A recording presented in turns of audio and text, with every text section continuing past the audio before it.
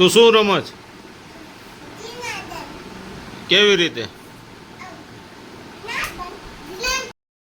જય દ્વારકાધીશ મિત્રો, સ્વાગત છે તમારું આજના આપણા નવા વ્લોગમાં. આવી ગયા છીએ આપણે કારખાને અને આજે આપણે 2 લાઈનમાં નવા જોબનું સેટિંગ લાગવાનું છે.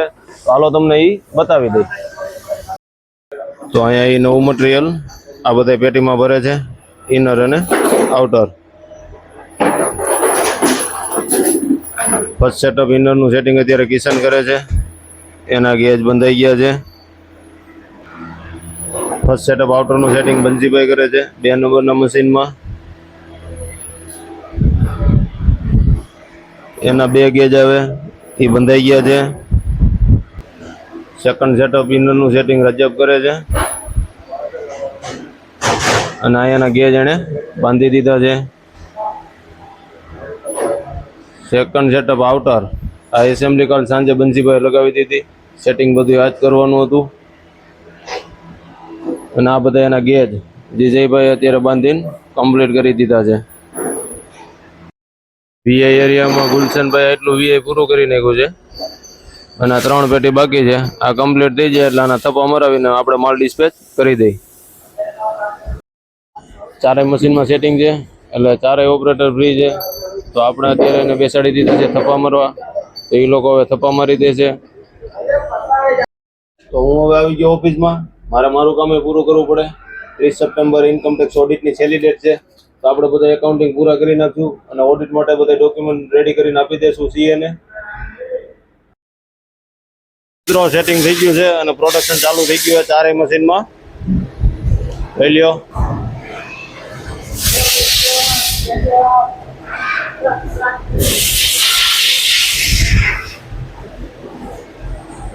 તો માલની ગાડી આવી ગઈ છે અને ખાલી કરી રહ્યા છે અહીંયા બંસીભાઈ, ભોલાભાઈ અને ઇદ્રીશભાઈ.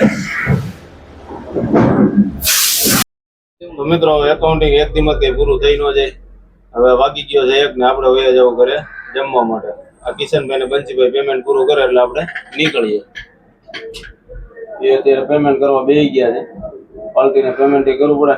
સત્યભાઈ કેવા લાંબા થઈને ઉતા જો. રોટલા ભૂખ્યા થઈ ગયા છે. આપણે બપોરા કરતા આવીએ. તું શું રમત કેવી રીતે?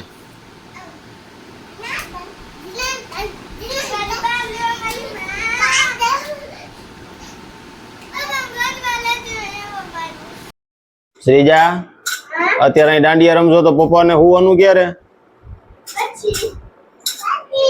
તો પપ્પા ભાઈ આખો દિનનો ટાઈમ થોડો હોય, અડધી કલાક આવતા હોય. હુવા નહીં દો અરવિંદ? હુવા દો ને બહાર રમવા જાવ તમે ભાઈ બેન. હાલો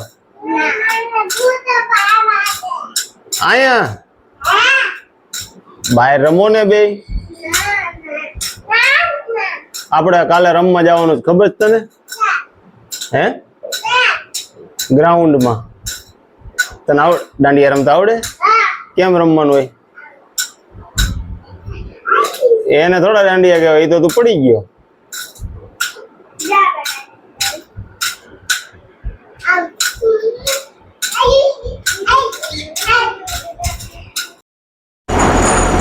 શક્તિ આવુંગા ગાડી ખાલી ગાડી આવી ગઈ હે.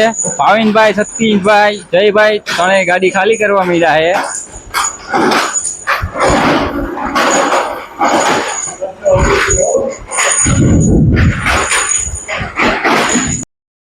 તો મિત્રો આમાં થકાઈ જાય. બસવાની કમાણી છે.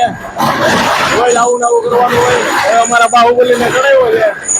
બંસીભાઈ ઘડી પાવડા મારીને ઉતારશે. હું શક્તિભાઈ ઘડી થાકી જાય. આમાં વારા પરથી વારા ઉતારવું પડે. નકર હું છે બંસીભાઈ ની જેમ બેસોટી કરી જાય પછી. જો મિત્રો વાડીએ ટાસની ગાડી ઉતારી કે અહીંયા લોખંડની ગાડી ઉતારી. કામકાજ તો બે એક જ હરખું છે. બેમાં કઈ જાજો ફેર છે નહીં. આ મહેનત કર્યા પછીનો નાસ્તો અને ચા પલળી ગયા નાખા બંજીભાઈ.